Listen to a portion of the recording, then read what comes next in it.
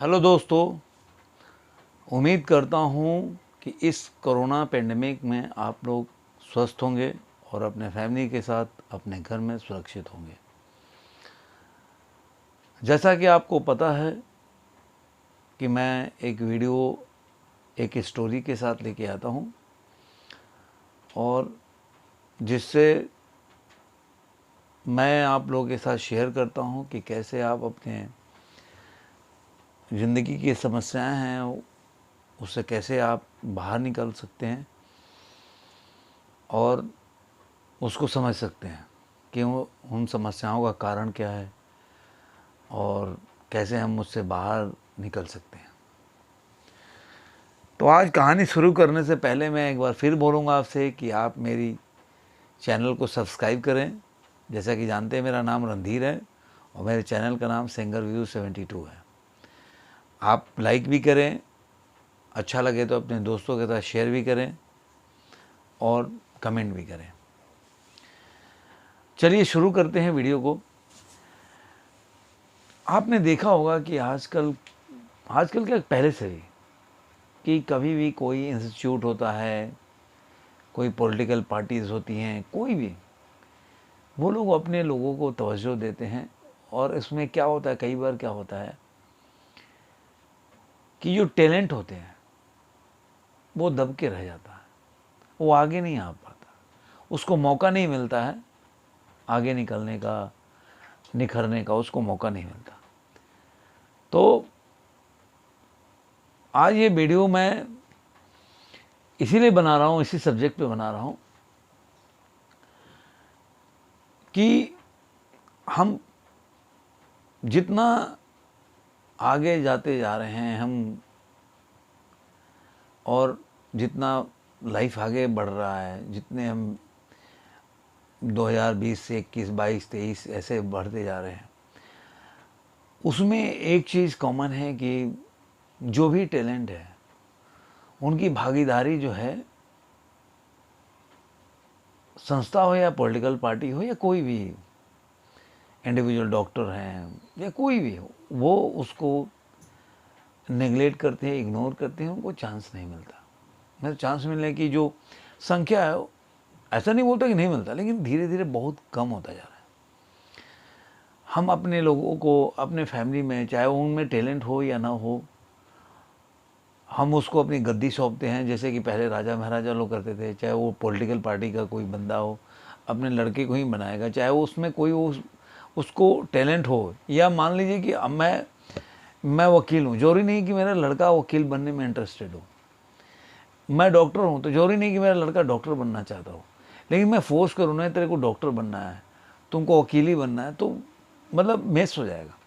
वो लड़के के लिए भी ठीक नहीं होगा और समाज के लिए भी ठीक नहीं होगा, प्रोफेशन के लिए भी ठीक नहीं होगा। तो ये अक्सर होता है और उसको ज़बरदस्ती हम उसको, आप फिल्म इंडस्ट्री में जाके देखें, लड़का को एक्टिंग में इंटरेस्ट हो या नहीं, मतलब पर्दे पे आने के बाद आपको चांस तो मिल सकता है, लेकिन आपको एक्टिंग जब करने का टाइम आता है तो वो लड़के लोग ज़्यादा पिछड़ जाते हैं।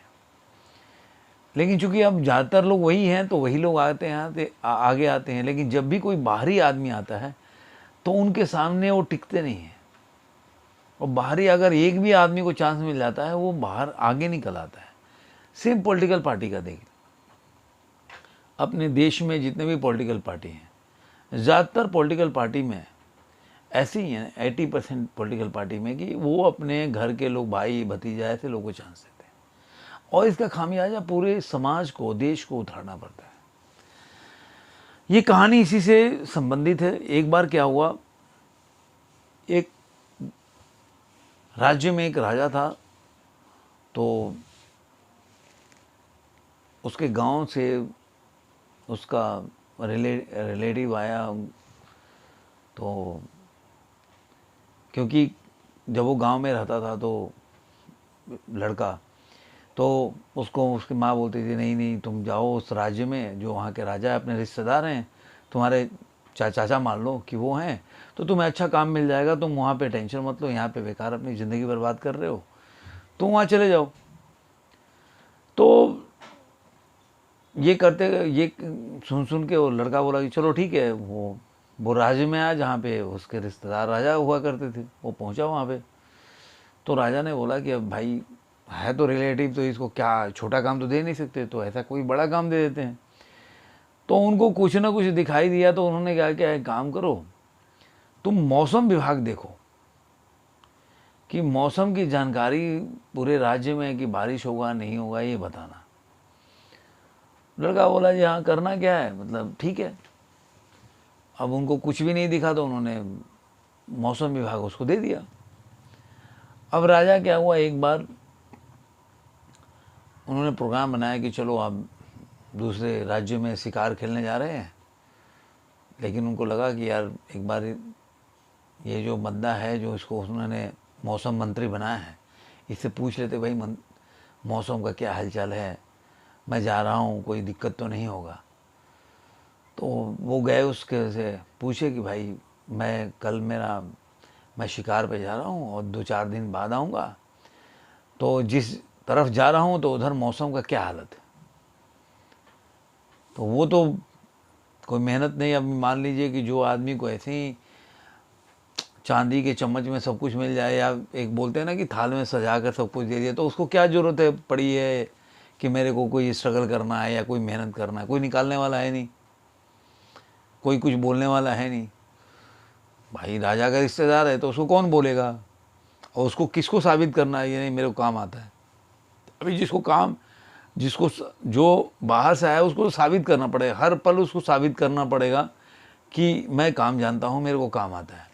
लेकिन उसके लिए ये सब बात कोई मतलब नहीं रखता।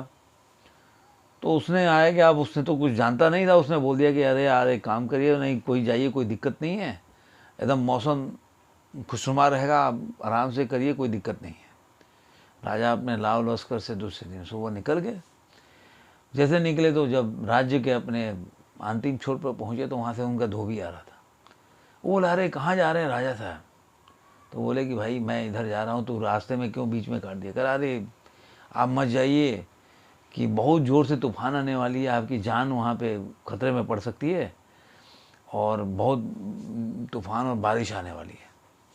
राजा बोला एक तो रास्ता काटा, इसको ये गुस्ताखी कर गया और ये उल्टा सीधा बात कर रहा। अभी मंत्री से पूछ के आया तो बोल रहा है कुछ भी नहीं है, और इसको बोल रहा है, इसको बोले अपने सैनिक से बोला कि इसको 50 कोड़े मारो यहीं पे पहले। अब वो बेचारा बोल रहा है राजा साहब आप 50 कोड़े मार लो, लेकिन आप मेरे राज्य के राजा हो, और हमारे जो आप मतलब हम रोजी रोटी हमारा गुजर बसर आपके राज्य में हो रहा है, और आप अच्छे राजा हो, इसलिए मैं नहीं चाहता। लेकिन वो राजा तो एकदम भड़क गया। वो उन्होंने बोला मारो इसको, कुछ भी नहीं आने। उसके बाद राजा साहब चले गए। राजा गए, सही में वो जो ऐसा वो बोला था धोबी वैसा ही हुआ। वहाँ भयंकर, वहाँ पे तूफान बारिश हो गया और राजा साहब फंस गए। अब उनको लगा ये तो धोबी सही बोल रहा था, ये तो बड़ा ये अनपढ़ आदमी को बना दिया मौसम विभाग, इसको कुछ पता ही नहीं था। अब जैसे तैसे राजा जी अपने जान बचा के वहाँ से आए थे। 2-4 दिन में आए तो सबसे पहले तो बोले कि अब इसको तो बुलाओ, पहले मौसम जो मंत्री है उसको बुलाया, बहुत डांटे। बोले कि अगर तुम मेरा रिश्तेदार नहीं होता तो आज तुम्हारा सर कटवा देता मैं, कि आज बहुत मुश्किल से मेरी जान बची इस टूर पे, तो मैं छोड़ता नहीं तुमको, लेकिन चूंकि तुम रिश्तेदार हो इसलिए बख्श दे रहा हूँ। तुमने बताया नहीं करा कि राजा जी आपने बोला, हमें तो पता भी नहीं मौसम क्या चीज़ है, आपने बोला तो हम आपके तो भाई आपकी खुशामद में बोल गए कि नहीं आप जा रहे हैं, तो आपको क्यों व्यवधान डालना। मान लीजिए मेरे को पता नहीं बोल देता तो आप जाते नहीं, तो मैं तो आपके खुशी के लिए, खुशी में कुछ आप खुश रहे, और मैं समझा खुशी से जा रहे हैं तो चलो अब मैं क्यों व्यवधान डाले, इसलिए मैंने बोल दिया ऐसे ही।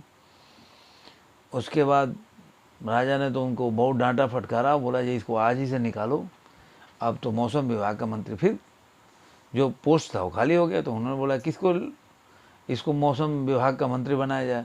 तो लोगों ने बोला कि एक काम करिए, वो नाई को धोबी को ही बना दीजिए कि वही बताया, और जो जैसा बताया वैसा हुआ तो उसको बना दीजिए। तो राजा साहब बोले कि ठीक है उसको बुलाओ। तो उसको बुलाया गया।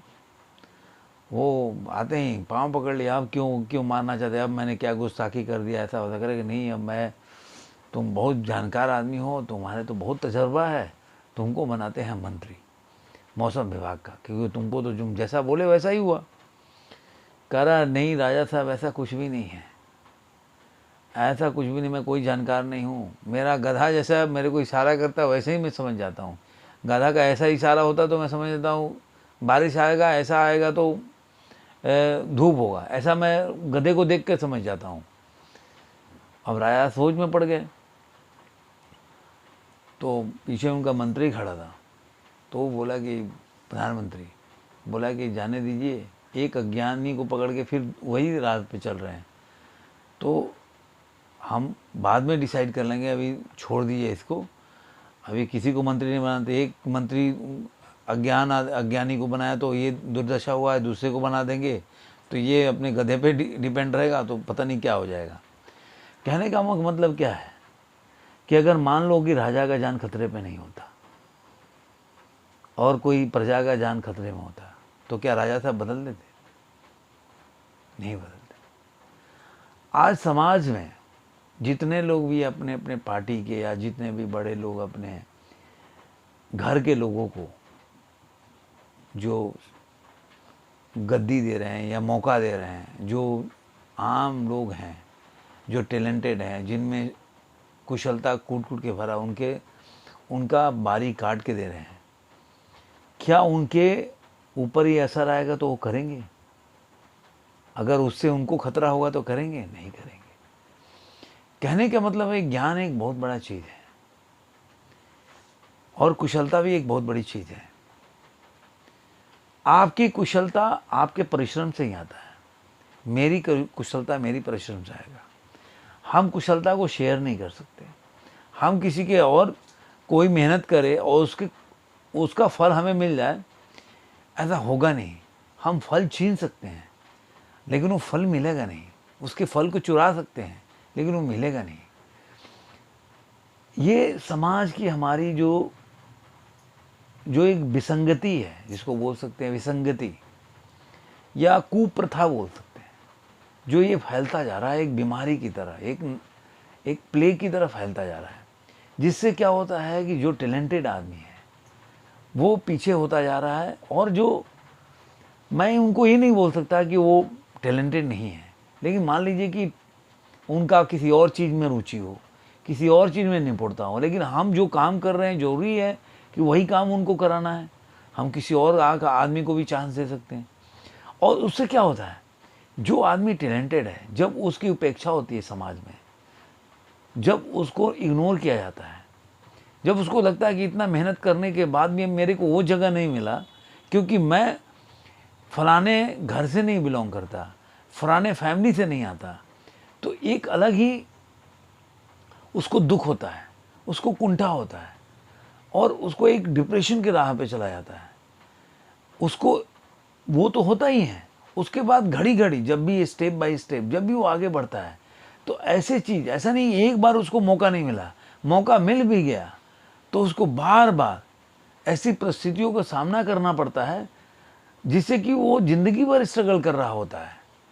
ज़िंदगी भर उसको अपने को साबित कराने में लग जाता है कि मेरे को काम आता है, मैं काम जानता हूँ और मैं अच्छा काम करता हूँ। तो आधी जो समस्याएं हैं देश का या समाज का, ये सब ऐसे ही हैं।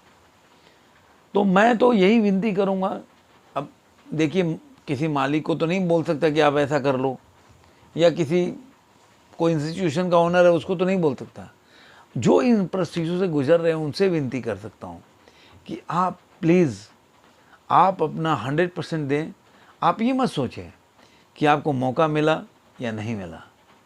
ज़िंदगी में बहुत से रास्ते हैं आगे बढ़ने के लिए। अब बहुत से आप ये रास्ता नहीं मिला, कहीं और मिलेगा, नहीं भी मिलेगा तो भगवान ने जो ज़िंदगी दिया है आपको, उसको संभालिए, उसको अच्छे बनाइए। क्योंकि क्या होता है कि आप जाएंगे, अभी विज्ञान क्या बोलता है, साइंस, वो पदार्थ जो वस्तु होता है उसका अन्वेषण करता है।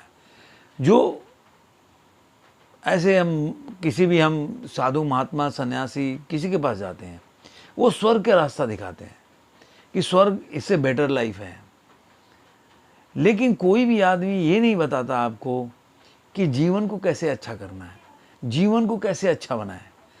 हमारा जीवन, हम क्यों स्वर्ग की चाह रखते हैं? क्योंकि जब हम यहाँ पे हमारी तृप्ति नहीं हो पाती, हम संतुष्ट नहीं हो पाते, जो चीज़ों से हम संतुष्ट नहीं होते उसी चीज़ का हम स्वर्ग में कामना करते हैं। तो हमें इस जीवन को हम क्यों स्वर्ग का कामना करें? हम इसी को क्यों नहीं स्वर्ग बनाएं? हम इसी जीवन को क्यों नहीं स्वर्ग की तरह देखें कि हम अपने जीवन को जो भी परेशानियां हैं उससे समझें, उससे कैसे बाहर निकलें। और ये परेशानियां चलती रहेगी, निरंतर आपके साथ चल रही है, किसी और के साथ चलेगी, लेकिन आपको इन परेशानियों को चेंज करने से बेटर है कि आप अपने को चेंज कीजिए, अपने को उसके हिसाब से ढालिए, अपने को समझिए। तो मेरा आज का वीडियो इसी के लिए था। धन्यवाद दोस्तों, मैं उम्मीद करता हूँ ये वीडियो आपको अच्छा लगा होगा। मैं फिर वीडियो ख़त्म करने से पहले ज़रूर बोलूँगा, लाइक कीजिए, सब्सक्राइब कीजिए, अपने दोस्तों के साथ शेयर कीजिए। धन्यवाद, नमस्कार।